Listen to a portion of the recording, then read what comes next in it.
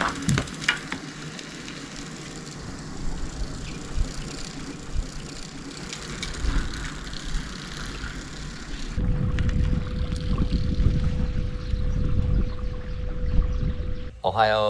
welcome to Cycle Paint Japan. I'm David, and today I'm going to do a bit of a sketchbook tour of some of the plein air paintings I've done while cycling around Tottori.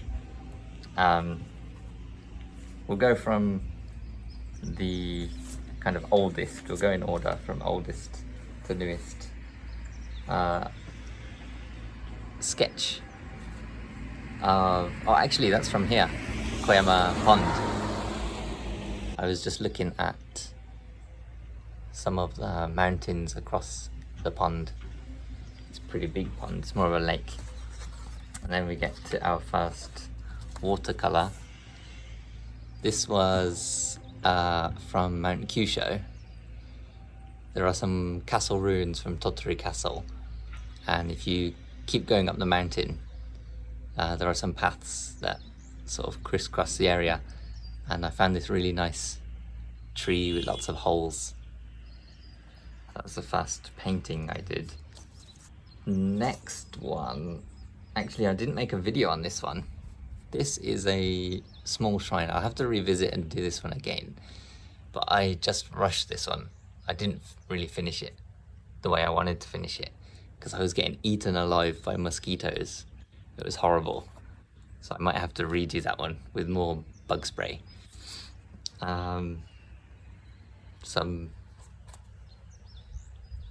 people rowing. Again, I think that was just from here, Koyama Pond. Another one from Koyama Pond. I come here a lot just because it's easy. I tried doing like an ink sketch. My brother actually got a really nice mountaineering manga, and the art was really cool, really detailed pen work. So I tried to sort of get some different textures with a brush pen. I don't really know how to get many textures, but that's how that was. This is from the Uradame coast. I think this is, no, this isn't Higashihama. I can't remember the name of this beach.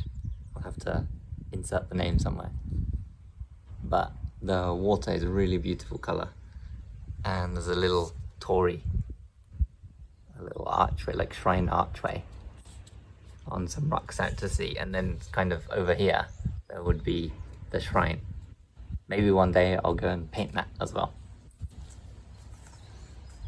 Next one. Oh, here's a watercolor of Koyama Pond. It's very similar to the sketch I did at the start, but I came back and did it in color. Got some moody skies. Also got a sketch of some rice fields near my house. Kind of looking across the fields and into the mountains. To the east, I believe. I was looking east. Oh, next is another tree. I really like painting trees. This one is in a place called Shikano. Maybe I'll find the name of the tree and write it up here. This is a really nice big old tree. It's a little Jizo statue down at the bottom. And I really enjoyed this day out. There were lots of swallows flying around.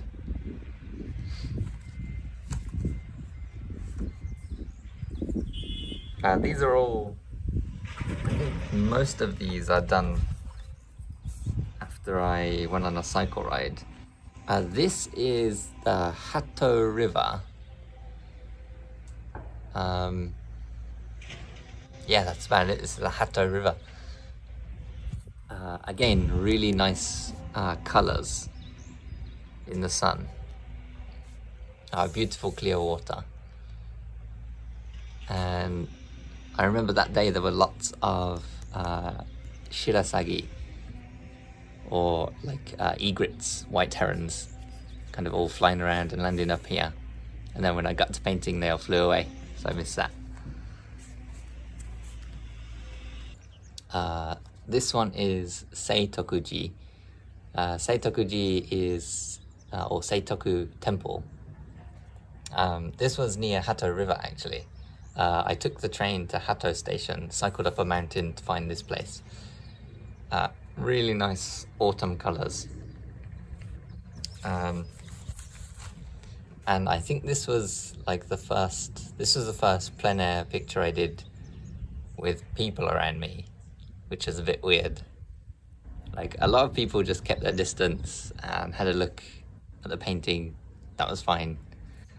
Some people came and like talked to me. That was also fine. But some people just like got right up in my picture, in my face, and they didn't say anything. They were just like staring at me or at my picture really close up. That was weird.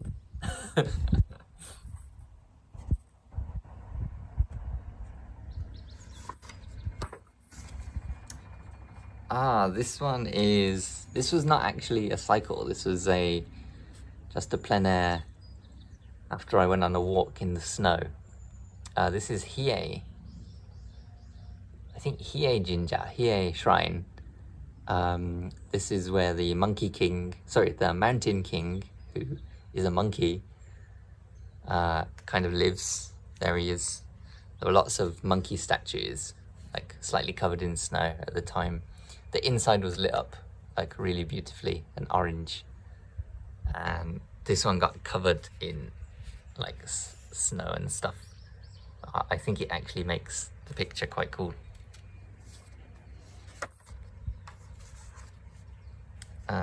Then we've got Sakenotsu, I think. Sakenotsu Port. Kind of on the Sea of Japan side. Yeah, nice little place. That on the harbour walls, if you keep going around like this side, they're all painted, I guess, by local school kids. It's like they're really colourful. Loads of different types of fish painting on the walls.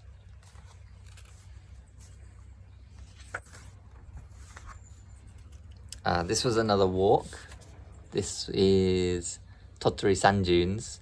I think it's the like biggest publicly accessible sand dune in Japan.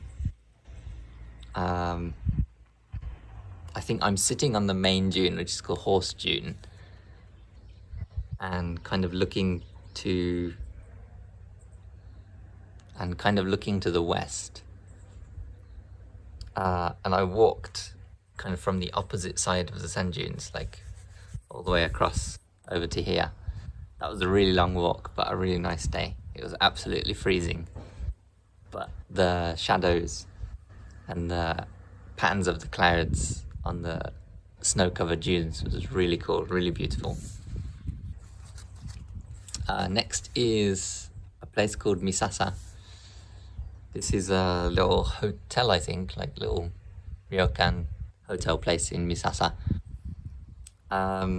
It was just getting dark, so the lights were coming on, casting a nice warm glow in the street, but the kind of shadows were still blue. It wasn't quite dark enough to be like a deep shadow. It was just kind of a dusky shadow.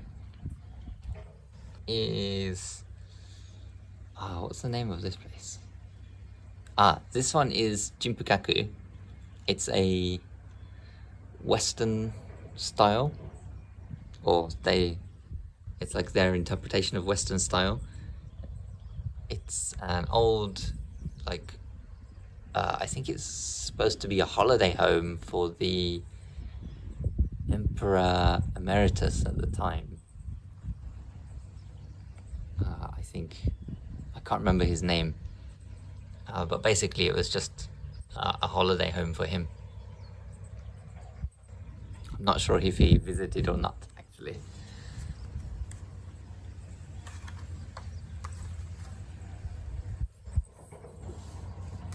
Oh man, I've completely forgotten the name of this place. I'll have to write it up.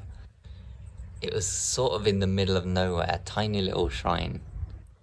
But it had these really cool trees. And there were like trees growing out of trees. It was just a wild place, wild foresty place. Looking to the opposite side, like where we're looking now, like this yellow background hill that was covered in bamboo. And I don't know if they were doing like forestry or what, or if the bamboo naturally like cracks and pops in the heat, but it sounded really cool as well.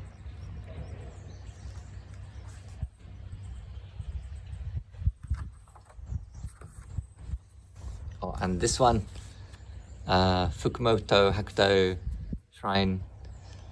There is a place called Hakuto Shrine, which is also, I guess it's connected to this one. It has rabbits again. That's a really famous one, Hakuto Shrine on the coast. But this one's more inland, really small, but had some nice big trees either side, making some nice shapes, and some little rabbit statues. This one, I was not happy with this one. Yeah, that's just, to me, that's not a good picture. It was supposed to plum blossom, but where I wanted to go, the trees weren't in bloom, so I had to find like another spot. Yeah, like most of these trees weren't in bloom. I found a bit of blossom, but I think I should have just done like a close-up of the blossom rather than making it more of a landscape, because I don't think that works, to be honest. And then only 3 more to go. We've got another location from near, or kind of on, Koyama Pond. There's an island, I can't see it, it's off to my left over there. There's an island called Aoshima, and it's covered in cherry blossoms in the spring, and also these rape flowers. And it looks really nice, like the pinks, yellows and blue of the clear sky. Yeah, that was quite a nice day out. And then I actually really like this picture. This one's from Amedaki Falls. Just kind of heading into the mountains. And because my paper got wet from the mist from the waterfall, like everything's got like a fuzzy edge that's kind of bleeding into everything else. And I actually really like that. It looks like misty waterfall. And that's what it was.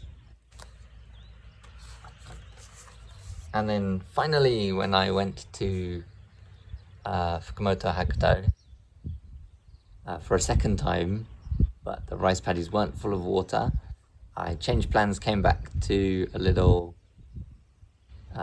set of rice paddies just outside someone's house. It was reflecting the sky quite nicely. This one was planted, this one was not planted. This was just like a little pond. It was quite windy though, so it was kind of messing with the reflections on the water. So I sort of slightly interpreted some of the reflection. There were also 2 big kind of highway bridges, freeway bridges, I'm not sure what you'd call them. But I thought they just didn't look nice, so I took them out. There were some really nice, vibrant pink flowers. But I don't really have that kind of vibrant pink in my palette. So maybe I'll have to adjust my palette for Japanese summer colors. Anyway, that's my sketchbook, the completed sketchbook. And while we're here, I might as well show you what I use to do my pictures. This is basically what I carry around, a little case. And inside Oh, inside I've got mechanical pencil, 2B mechanical pencil, little rubber. I've also got a brush pen, Pentel brush pen. This thing is awesome. It's also, the ink is also waterproof. Then I've got my 2 watercolor brushes with little water reservoirs. This one was the first one I got. This one was super cheap, but I don't really use it anymore. Yeah, I need to get a new one. This one has a larger brush, and this thing is amazing because in the water reservoir, you can see it's like a, I don't know, maybe you can't see. It's like a regular pen where there's a little pin tube thing that goes into a tiny hole, and you have to like squeeze it to get the water to come out. The other reservoir, the other ink reservoir, the other water reservoir doesn't have this little black piece. It's just an open tube. So when you're like painting with it, water is just like constantly flowing out, and you get no sort of control over the saturation of the colors. But this thing, you can control it. I like this. What's this called? Kuretake. Kuretake? Good. 100 yen shop? Not as good, but it was 100 yen, so what do you expect? Yeah, this one from the 100 yen shop is just brandless. It's actually filled with water. In fact, that's a good example. It's like, maybe you can see, because it's filled with water, it's just all leaked, and it's currently all sitting in the cap. So I've got a little pen cap full of water. It is a nice shaped, it is a smaller brush. It's a nice shape. But yeah, let's open it up, not get water everywhere. But yeah, it's just an open tube, so the water just flows through a much bigger hole. Might be good for doing like washes and stuff, but I don't really use it anymore. I forgot to actually show my watercolors. I'm using a little like travel palette by Winsor & Newton.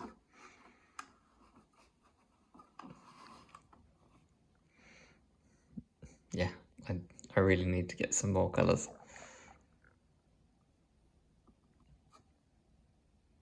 That's the stuff I've been using, and I'm gonna be starting a new sketchbook soon. I bought this recently, slightly bigger than my old one, a little bit bigger, by Vif Art, like 242 gram paper, watercolor paper. This one's a smooth one.